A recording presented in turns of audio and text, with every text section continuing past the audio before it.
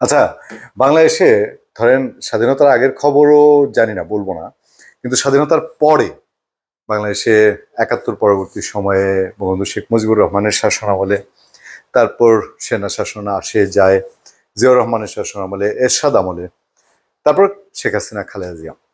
আমি যদি ৮০ পরবর্তী সময়টা বলি, এরশাদের শাসনামলে এরশাদ হঠাৎ করে একটা ধর্মের ভং ধরলো, আর কি ভ্রম ধরলো। এটা ধর্মীয় ভরমির, এবং তার সরকারকে যেভাবে হোক মুসলমানদেরকে টানার জন্য, দলে টানার জন্য, ওই যে স্বপ্নে দেখে নামাজ পড়তে যাইতো, বিভিন্ন আল্লাহ বিল্লাহ করতো। এই সময়ে এসে সে হিন্দু ধর্মাবলম্বীদের উপরে, সনাতন ধর্মাবলম্বীদের উপরে সে একটা স্টিম রোলার চালালো, একটা বুলডোজার চালালো। বুলডোজার চালানোর মূল উদ্দেশ্যই ছিল এক্সট্রিমিস্ট মুসলিম যারা, তাদেরকে বোঝানো যে এই মিয়া, আমি কিন্তু তোমাদের লোক, এসব হিন্দু টিন্দু দেখতে পারি না, এই দেশ মুসলিমের দেশ, আমার দলে ভিড়ো শুরু করলো।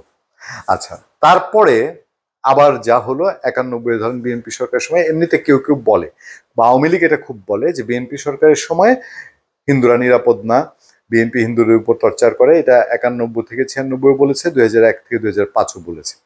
আচ্ছা, আমরা করেছে না করেছে ওই জায়গায় গেলাম না।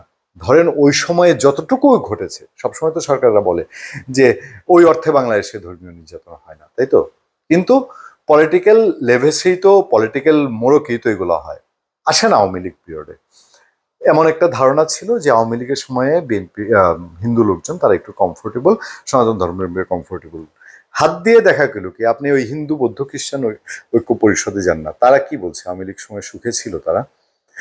আওয়ামী লীগ তাদেরকে আমরা তোমাদের লোক বলে ঘরে ঢুকে বরঞ্চ তাদের জমি জমা সবকিছু দখলে খুব সিদ্ধহস্ত দেখিয়েছে। ওই এর আগে যদি হাতে মার খেয়ে থাকে জাতীয় পার্টি বা বিএনপির সময়, তখন ভাতে মার খেয়েছে বিএনপিরা, হিন্দুরা। আচ্ছা, এমনও হয়েছে হিন্দু ধর্মাবলম্বী আওয়ামী লীগ নেতা, তিনি তখন আর ধর্মাবলম্বীর চেয়ে বড় হয়েছে, তার পরিচয় আওয়ামী লীগ নেতা, তিনি হিন্দুদের বাড়ি ঘর দখল করেছেন এবং বলেছে বাবা তোমরা যাও, তোমাদের দেশে যাও, ওই বর্ডারের ওই পারে। হয়েছে কিনা?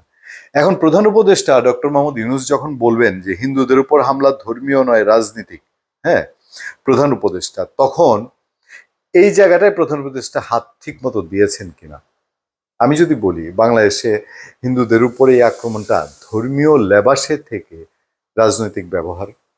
যেমন ধরেন উগ্রপন্থী, এটা মুসলিম বলেন বা অন্য যাই বলেন, অন্যান্য দেশে অন্য যারা একেবারেই সংখ্যালঘু, সংখ্যাগুরু, তারা করে কি, তাদের এই ধর্মের এক্সট্রিমিস্ট লোকজন যারা, এদেরকে লেলিয়ে দেয়, সামনে দেয়। আমাদের দেশেও ধর্মের এক্সট্রিমিস্ট মানুষ নাই সেটা না। আমি সবসময় তো বলি যে বাংলাদেশেও দুই দুই ধর্মেই ধর্মীয় এক্সট্রিমিস্ট আছে, অন্যান্য ধর্মেও কম বেশি আছে।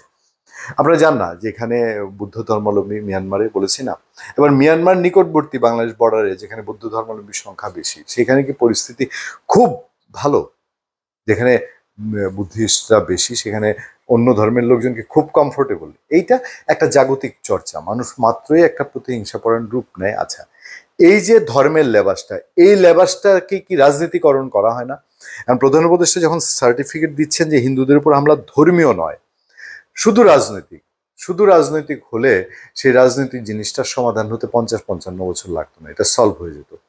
বেসিক সমস্যাটা হচ্ছে ধর্মীয় চিন্তা ভাবনায়। ধর্মের যারা সাধারণ চর্চা করেন তাদের মধ্যে প্রবলেম নেই, ধর্মীয় যারা উগ্রপন্থী এরাই তখন রাজনীতির কাঁধে ভর দিয়ে এগুলাকে জায়েজ করে, ধর্মীয় অপকর্মগুলোকে জায়েজ করে, অপর ধর্মের উপর আঘাত করাকে জায়েজ করে, অত্যাচার করাকে জায়েজ করে।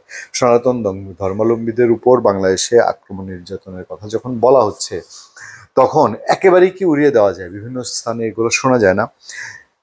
প্রধান উপদেষ্টা ডক্টর মোহাম্মদ ইউনূস গত বছরের আগস্টে ক্ষমতা পরিবর্তনের পর সংখ্যালঘুদের, বিশেষ করে হিন্দুদের উপর আক্রমণের যে ঘটনা ঘটেছে তা রাজনৈতিক নয়, এগুলো উদ্দেশ্য প্রণোদিত, তবে তার সরকার দোষীদের বিরুদ্ধে দ্রুত ব্যবস্থা নিয়েছে।